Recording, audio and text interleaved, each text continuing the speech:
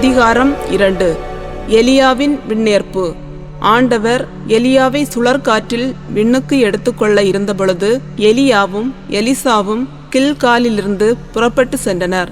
எலியா எலிசாவை நோக்கி, ஆண்டவர் என்னை பெத்தேலுக்கு அனுப்பியுள்ளார், எனவே நீ இங்கேயே தங்கியிரு என்றார். எலிசா அவரை நோக்கி, வாழும் ஆண்டவர் மேல் ஆணை, உயிர் மேலும் ஆணை, நான் உம்மை விட்டு பிரிய மாட்டேன் என்றார். ஆகவே அவர்கள் பெத்தேலுக்கு போனார்கள்.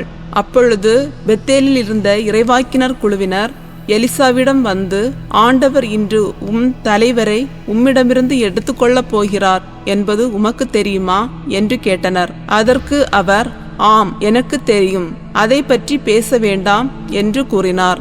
எலியா அவரை நோக்கி, எலிசா, ஆண்டவர் என்னை எரிகோ நகருக்கு அனுப்பியுள்ளார், எனவே நீ இங்கேயே தங்கியிரு என்றார். அதற்கு அவர், வாழும் ஆண்டவர் மேல் ஆணை, உயிர் மேலும் ஆணை, நான் உம்மை விட்டு பிரிய மாட்டேன் என்றார். ஆகவே அவர்கள் எரிகோவுக்கு சென்றார்கள்.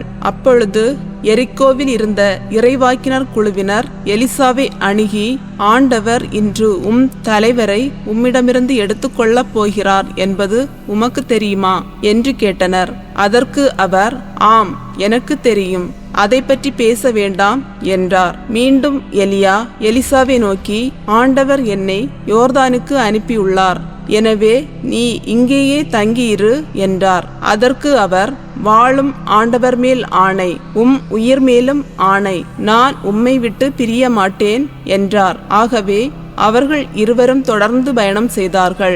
அவர்கள் யோர்தான் ஆற்றங்கரையை அடைந்து அங்கே நின்றார்கள். அவர்களை பின்தொடர்ந்து சென்ற இறைவாக்கினர் குழுவினர் 50 பேரும் சற்று தொலைவில் நின்று கொண்டனர். அப்பொழுது எலியா தம் போர்வையை எடுத்துச் சுருட்டி அதை கொண்டு நீரை அடித்தார். தண்ணீர் இருபுறமும் பிரிந்து கொள்ள இருவரும் உலர்ந்த தரை மீது நடந்து ஆற்றை கடந்தனர். அவர்கள் அக்கரைக்கு சென்றவுடன் எலியா எலிசாவை நோக்கி, உன்னிடமிருந்து எடுத்துக்கொள்ளப்படும் முன் நான் உனக்கு என்ன செய்ய வேண்டும் என்று சொல் என்று கேட்டார். அதற்கு எலிசா, உமது ஆவி என் மீது 2 மடங்காக இருப்பதாக என்றார்.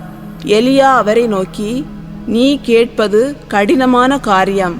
உன்னிடமிருந்து நான் எடுத்துக்கொள்ளப்படும் போது நீ என்னை காண்பாயாகில் அது உனக்கு கிடைக்கும், இல்லையெனில் கிடைக்காது என்றார். இவர்கள் இவ்வாறு உரையாடி கொண்டு வழி நடந்து செல்கையில், இதோ நெருப்பு தேரும் நெருப்பு குதிரைகளும் திடீரென நடுவே வந்து அவர்களை பிரித்தன. எலியா சுழற்காற்றில் விண்ணகத்துக்கு சென்றார். எலிசா அதை கண்டு, என் தந்தையே, என் தந்தையே, இஸ்ரேலின் தேரே, அந்த தேரின் பாகனே என்று கதறினார். அதன் பின் அவரால் எலியாவை காண முடியவில்லை.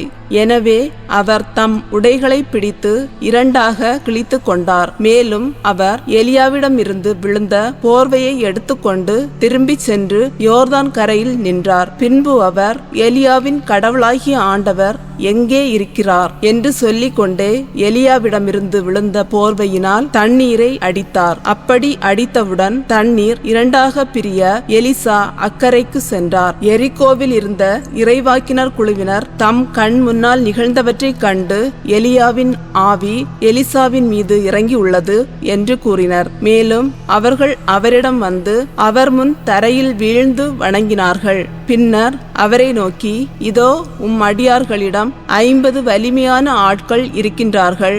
அவர்கள் போய் தலைவரை தேடி கண்டுபிடிக்க தயவு செய்து அனுமதி தாரும். ஒருவேளை ஆண்டவரின் ஆவி அவரை தூக்கி ஏதாவதொரு மலையிலோ பள்ளத்தாக்கிலோ போட்டிருக்க கூடும் என்றார்கள்.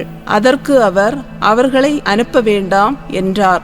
ஆனால் எலிசா சலிப்படையும் வரை அவர்கள் அவரை வற்புறுத்தினார்கள். இறுதியாக அவர், அனுப்பி வையுங்கள் என்றார். எனவே அவர்கள் 50 ஆட்களையும் அனுப்பி வைத்தார்கள். அவர்கள் 3 நாள் தேடியும் அவரை கண்டுபிடிக்க முடியவில்லை.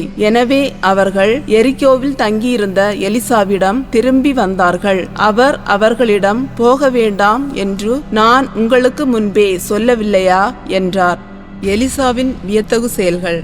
அந்த நகர மக்கள் எலிசாவை நோக்கி, இந்நகர் நல்ல இடத்தில் அமைந்துள்ளது என்பதை எம் தலைவராகிய தாங்கள் அறிவீர். ஆயினும் இங்கு நல்ல தண்ணீர் இல்லை.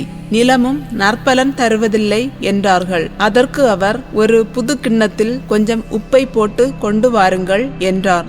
அவர்கள் அவ்வாறே கொண்டு வர, எலிசா நீரூற்றின் அருகே சென்று நீரில் உப்பை கொட்டி, இதோ ஆண்டவர் கூறுகிறார், இத்தண்ணீரை நான் நல்லதாக மாற்றியுள்ளேன். இனிமேல் சாவும் இராது, நிலமும் பயன்தராமல் போகாது என்றார். அன்று முதல் இன்று வரை அத்தண்ணீர் எலிசாவின் வாக்கிற்கேற்ப நல்லதாக இருக்கின்றது. அங்கிருந்து எலிசா பெத்தேலுக்கு ஏறி சென்றார்.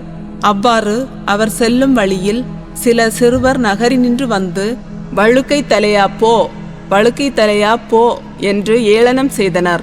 எலிசா அவர்களை திரும்பி பார்த்து ஆண்டவரின் பெயரால் அவர்களை சபித்தார். உடனே காட்டிலிருந்து 2 பெண் கரடிகள் வெளிவந்து சிறுவர்களுள் 42 பேரை குதறி போட்டன. பின்பு எலிசா கர்மேல் மலைக்கு சென்று அங்கிருந்து சமாரியாவுக்கு திரும்பினார்.